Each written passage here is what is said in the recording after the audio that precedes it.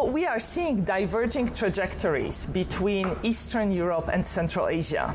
Eastern Europe has shifted into a lower gear, seeing growth of about 0.5%. Now, these countries are much poorer than Western Europe, so they should be growing faster than that.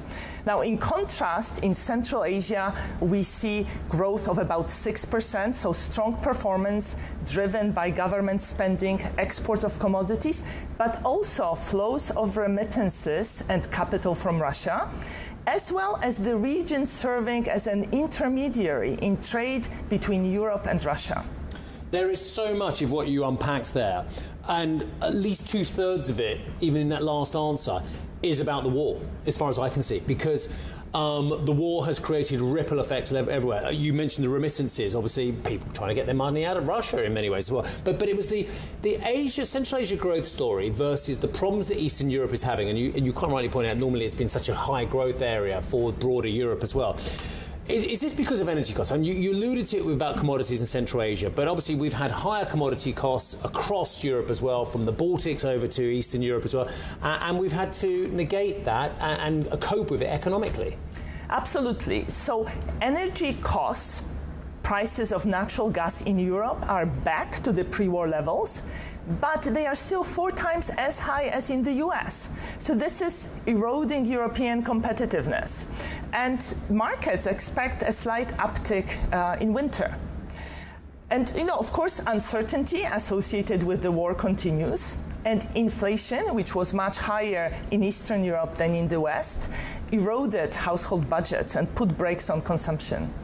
I want to get into that Central Asia story a little bit further. It feels as though the trade of goods is also quite key. A lot of people won't trade with Russia, but this region of the world will. In terms of pushback from the West, it feels as though there are areas of the world that have been overlooked for decades.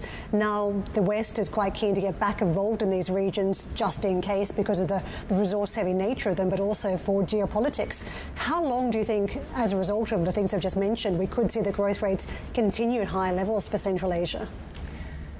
Well, we see a lot of changes to patterns of trade around Central Asia. So on the one hand, these countries are exporting a lot to Russia. We also see that the fact that Europe stopped trading with Russia means that countries such as Turkey and China came in and increased their exports to the Russian market. And most interestingly, we see also changes in currencies that are used for the trade. A few years ago, it was about 10% of Chinese exports to Russia that were denominated in renminbi. Now it's about 2/3. Which is quite a big step up, isn't it? Just to round out the region, as we talk about the other side, the Eastern European side, what happens from here? Because it feels as though there are a huge amount of subsidies in play trying to reset for the next wave of industrialization. We've seen that from the IRA in the United States, Europe also trying to re-gear. But that means key powerhouses like Germany, for instance, are scrambling to make sure they have a role in the forefront of change. Where does that leave Eastern European countries? Are they being left behind in this race as a result?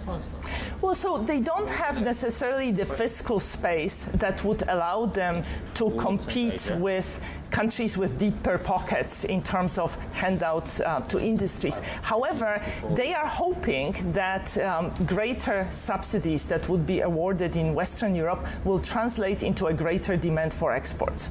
And of course, Eastern Europe is hoping that reshaping of global supply chains will bring new business there.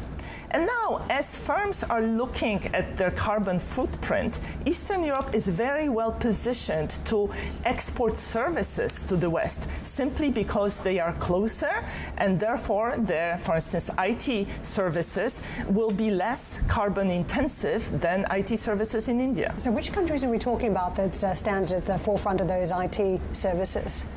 So we are talking about Poland, Czech Republic, Slovakia, Hungary. These are countries that are also Baltic states. So these are countries that have the potential to export more services. They are already quite big players in terms of managed services. Jobs in those sectors are growing quite fast.